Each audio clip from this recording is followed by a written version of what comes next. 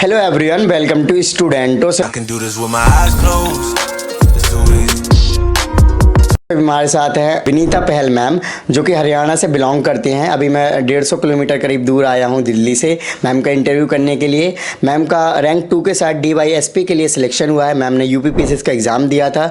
तो आज हम मैम की जर्नी जानेंगे, स्ट्रेटजी जानेंगे, कौन सी उन्होंने बुक लिस्ट वगैरह फॉलो करी या फिर अपनी स्टडी प्लान कैसे बनाया। इन सब बातों को हम इस वीडियो में डिटेल में कवर करेंगे। सो अभी तक आपने चैनल को सब्सक्राइब नहीं करा तो चैनल को सब्सक्राइब कर लीजिए, इस वीडियो को लाइक करें एंड आपके जो भी क्वायरीज होते हैं आप हमें इंस्टाग्राम और फेसबुक पर मैसेज कर सकते हैं। मैम सबसे पहले आप अपना नाम और एजुकेशन बैकग्राउंड बताइए। सर मेरा नाम विनीता पहल है। मैं हरियाणा के चरखी दादरी डिस्ट्रिक्ट के दातोली गांव से बिलोंग करती हूं, पर मेरे पेरेंट्स की पोस्टिंग यहाँ असंत करनाल होने के कारण मैंने अपनी जो स्कूलिंग है नर्सरी टू 12th वो DAV पब्लिक स्कूल असंत से कंप्लीट की। उसके बाद मैंने अपना graduation saint Stephen's college Delhi university से किया और पोस्ट ग्रेजुएशन ज्योग्राफी में JNU से कंप्लीट किया। राइट, आई थिंक मैम आप ब्रिलियंट स्टूडेंट रहे हैं, आई थिंक बचपन से ही स्कूलिंग से ही कह सकते हैं। जी। तो मैम आपने इतने अच्छे कॉलेजेस एंड कॉलेजेस वगैरह से ग्रेजुएशन पोस्ट ग्रेजुएशन की है, तो मैम कैसा लग रहा है और वो लाइफ कैसी रही आपकी? सर मैं कहूँगी कि वहाँ से जो मेरे को एकेडमिक्स से जो हेल्प मिली वो तो है ही, साथ में जो मेरी ग्रूमिंग हुई पर्सनालिटी वाइज, कम्युनिकेशन स्किल्स जो मेरी इम्प्रूव हुई स्टीफेंस या JNU के में रह के, आई थिंक उन्होंने मेरा बहुत हेल्प किया इंटरव्यू में या इन जनरल लाइफ में भी। राइट। सो मैम अगर बात करें आपकी प्रिपरेशन जर्नी की तो कैसे आपने सोचा कि आपको UPPCS या फिर UPSC जैसे एग्जाम्स के लिए प्रिपरेशन करना चाहिए? सर मेरे दादाजी जो हैं वो आर्मी से कैप्टन रिटायर्ड हैं। उन्होंने हमेशा मुझे मोटिवेट किया एक नेशन सर्विस की तरफ बढ़ने के लिए, इसीलिए मैंने एयरफोर्स के लिए अपना SSB भी दिया, वहाँ भी मैं रिकमेंड हुई। और उसके बाद मुझे था कि सिविल सर्विसेज में मुझे जाना है, तो आई थिंक जो इनिशियल मोटिवेशन है वो वहाँ से मेरी आई। और फैमिली ने हमेशा मुझे सपोर्ट किया, मम्मी पापा चाचा चाची सब ने हमेशा मुझे देश के लिए कुछ करने के लिए मोटिवेट किया, तो वहाँ से ही मेरी इंस्पिरेशन आई। मैम आपका इतने अच्छे रैंक के साथ और अच्छे पोस्ट के लिए सिलेक्शन हुआ है, तो आपका क्या रिएक्शन था देन आपके फैमिली वालों का? सर सुबह से ही इंतज़ार था रिज़ल्ट का। मैं अपनी मम्मी के साथ ही बैठी थी और हमने रिज़ल्ट आया, रोल नंबर टाइप किया तो देखा हाँ हमें रोल नंबर अपना मिल गया। तो सबसे पहले पापा को फ़ोन किया, पापा को बताया, तो वो भी स्पीचलेस थे खुशी के कारण। तो फिर वो आए, वो बाहर थे कहीं पे, वो एकदम से आए मिलने और सभी फैमिली मेम्बर्स को बताया, तो वो सब बहुत खुश थे और प्राउड फील कर रहे थे। जी मैम। सो मैम बात करें UPPCS एग्ज़ाम की स्पेसिफिक, तो स्टार्टिंग में कैसे प्रिपरेशन, जैसे आप तो हरियाणा से बिलोंग करते हो तो ऑब्वियस सी बात है कि उतना एक्सपोजर नहीं होगा आपका UP ओरिएंटेड। सर ये तो है, मैंने हमेशा ये ट्राई किया कि जो नॉर्मल प्रेपरेशन है जो UPSC या UPPCS या बाकी जो स्टेट्स की प्रेपरेशन है वो तो ओवरलैप हो जाती है, बट कहीं ना कहीं एक अच्छी रैंक के लिए या एक एज के लिए आपको UP स्पेसिफिक एग्जाम्पल्स या ये सब कोट करने ही होते हैं।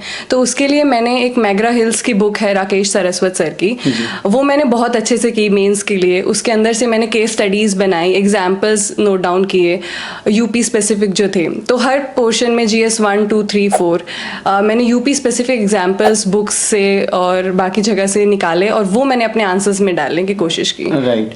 अब मैम जैसे कि नॉर्मली स्टूडेंट होते हैं, कोई भी एग्ज़ाम की होते कोचिंग वगैरह या फिर इंस्टीट्यूट वगैरह ज्वाइन करते हैं ताकि उन्हें इनिशियल चीज़ें समझ आ जाए, तो आपने तो क्लासेस वगैरह ली नहीं, फिर कैसे डिसाइड किया कि आपने जैसे अभी बताया हरियाणा PCS का भी एग्ज़ाम दिया है और UP का तो आपने क्लियर कर ही लिया, तो कैसे सोचा फिर UP के लिए?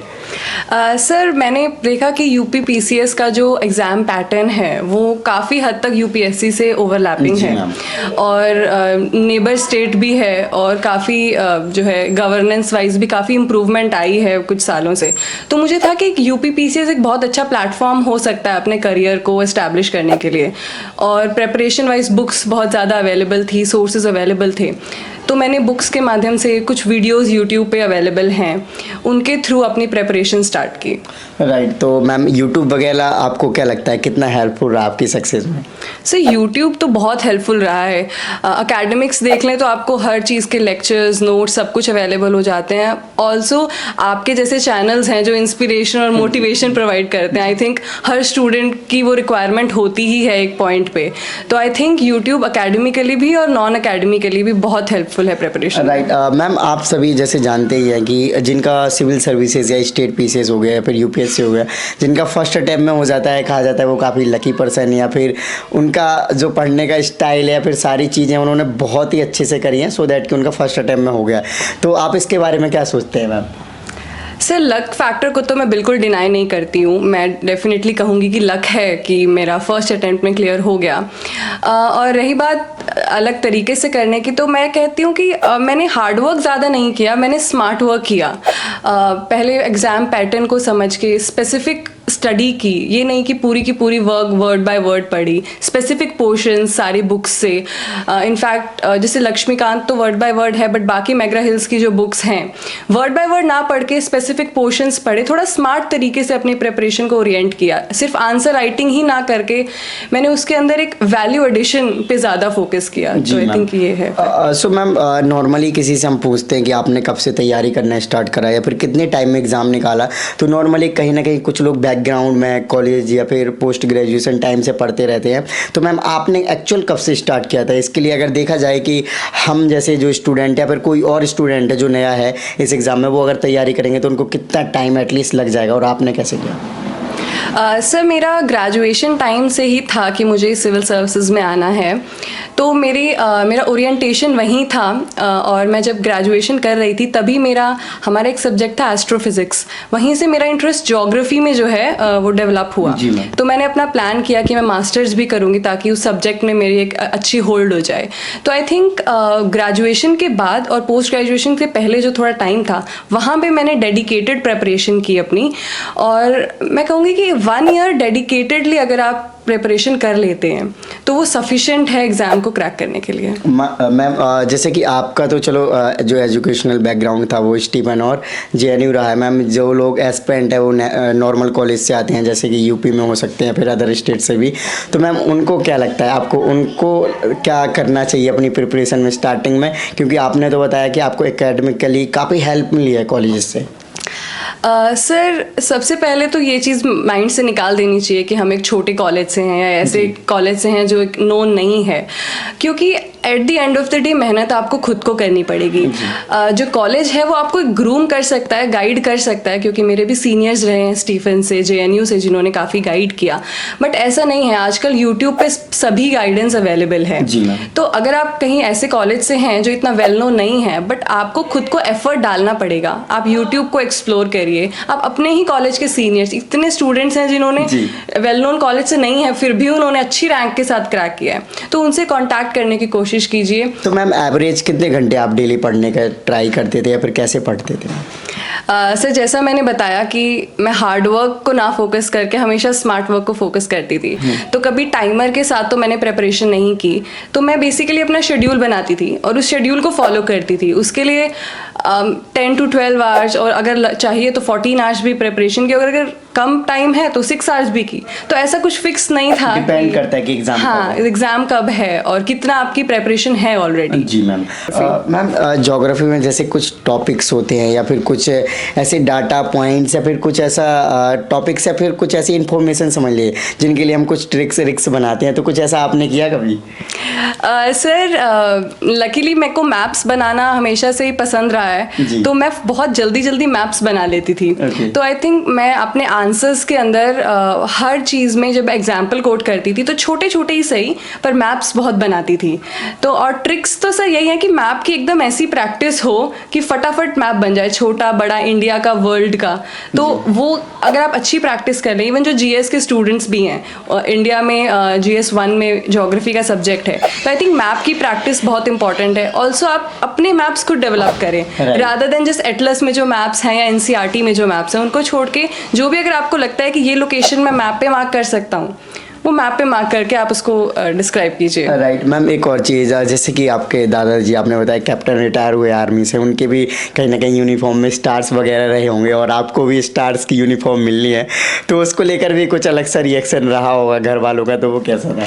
सर मेरे दादाजी तो बहुत खुश थे जब उनको ये पता चला कि डीएसपी में सिलेक्शन हुआ है।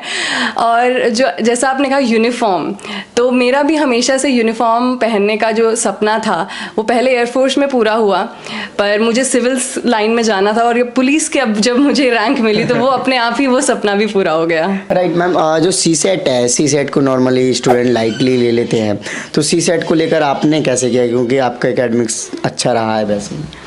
सर मैं कहना चाहूँगी सी सैट को बिल्कुल भी लाइटली नहीं लेना चाहिए, क्योंकि मैथ्स फिर भी आप सॉल्व कर लेंगे, बट जो इंग्लिश के पैसेजेस रहते हैं क्योंकि उनके आंसर्स बहुत अनसर्टेन होते हैं, तो आप उन पे भी पूरे हद तक रिलाई नहीं कर सकते। तो मुझे लगता है कि इवन जो इंग्लिश मीडियम के स्टूडेंट्स हैं वो भी अपनी इंग्लिश पे इतना ज़्यादा वो ना करें कि वो मैथ्स को ओवरलुक कर दें। तो अपनी मैथ जो इंग्लिश में अच्छे हैं वो मैथ्स को भी इम्प्रूव करें, और जो मैथ्स में अच्छे हैं वो अपने बाकी सब्जेक्ट्स, इनफैक्ट यूपी पीसीएस में हिंदी के भी कुछ क्वेश्चन आते हैं सी सैट में कंपलसरी, तो हिंदी के लिए भी आप थोड़ी सी प्रेपरेशन करें और एक बार लास्ट 5 इयर्स के प्रीवियस ईयर तो ज़रूर लगा लें सी सैट के भी। ओके मैम, एक और चीज़, नॉर्मली हमें रिवीजन की बहुत ज़्यादा इंपॉर्टेंट ज़रूरत होती है, उसके लिए हम नोट्स भी बनाते हैं, तो क्या आपने नोट्स बनाए, और नोट्स बनाए देन रिवीजन कैसा किया जाती है? सर जो स्टैंडर्ड बुक्स होती हैं उसके तो मैंने नोट्स नहीं बनाए, बट जो हम रेफ़र करते हैं कोचिंग के नोट्स हो गए या टॉपर के नोट्स हो गए, उनसे मैंने शॉर्ट नोट्स ज़रूर बनाए थे। इनफैक्ट मैं सभी लोग द हिंदू पढ़ते हैं या इंडियन एक्सप्रेस पढ़ते हैं, बट मैं जो है द ट्रिब्यून को फॉलो करती थी। मेरे चाचा जी ने मुझे सजेस्ट किया था, तो जब मैंने पढ़ के देखा वो, तो मुझे लगा कि वहाँ से मुझे Haryana specific, UP specific case studies जो है द ट्रिब्यून से मुझे मिली, और वहाँ पे बहुत ही जो रिटायर्ड आर्म्ड फोर्सेस के ऑफिसर्स हैं वो आर्टिकल्स लिखते हैं। तो इंटरनल सिक्योरिटी पोर्शन, ऐसे पोर्शंस में जहाँ पे जो बुक्स की अवेलेबिलिटी है वो बहुत कम है, आजकल फिर भी बुक्स आ रही हैं, बट जो स्पेसिफिक है वो बच्चे छोड़ देते हैं उस चीज़ को। तो आई थिंक न्यूज़पेपर्स के नोट्स बनाना बहुत इंपॉर्टेंट है। तो मैंने कुछ एरियाज़ के लिए न्यूज़पेपर्स के ऊपर रिलाई किया और उनको रिवाइज बहुत ज़्यादा बार किया। तो आई थिंक ये बहुत इंपॉर्टेंट है, notes banana is one thing और उनका रिविजन इज़ अनदर।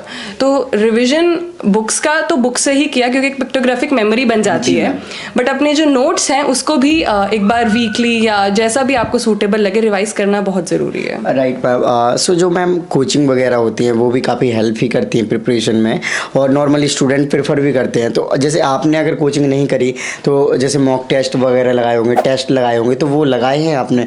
लगाए हैं तो क्या कितने हेल्पफुल रहे आपके लिए?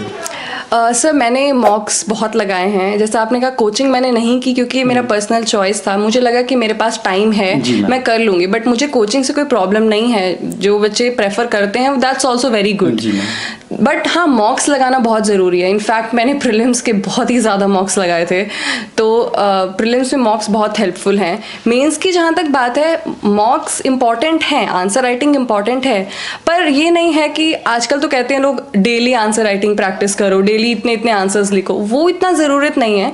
आप पहले अपने आप को आइडेंटिफाई कीजिए कि आप किस स्टेज ऑफ प्रेपरेशन पे हैं। If you are giving your second attempt और थर्ड अटेम्प्ट, तब ज़रूरी नहीं है कि आपको आंसर राइटिंग सीखनी है, वो आपको आती है। आप वैल्यू एडिशन पे फोकस कीजिए कि आप सेम आंसर लिखे जा रहे हैं।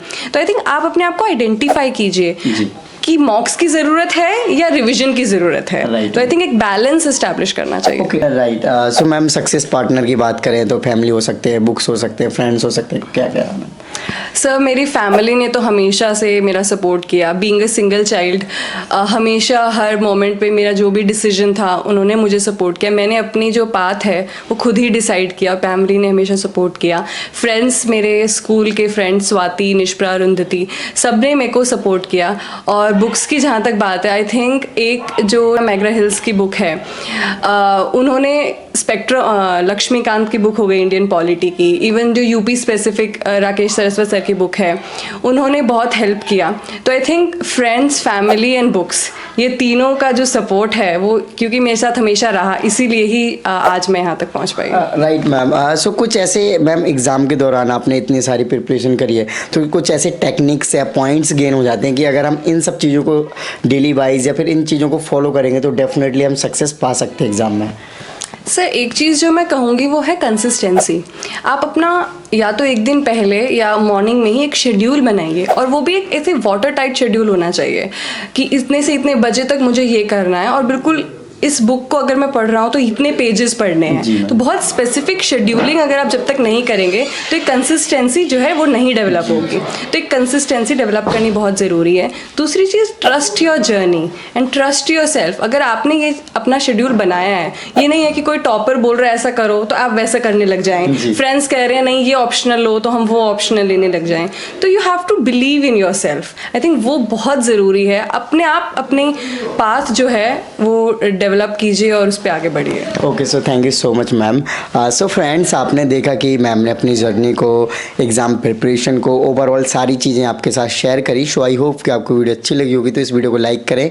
अभी तक आपने चैनल को सब्सक्राइब नहीं करा तो चैनल को सब्सक्राइब कर लीजिए। एंड आपके जो भी क्वेरीज होते हैं आप हमें इंस्टाग्राम और फेसबुक पर मैसेज कर सकते हैं। इन सभी की लिंक वीडियो के डिस्क्रिप्शन में। जय हिंद।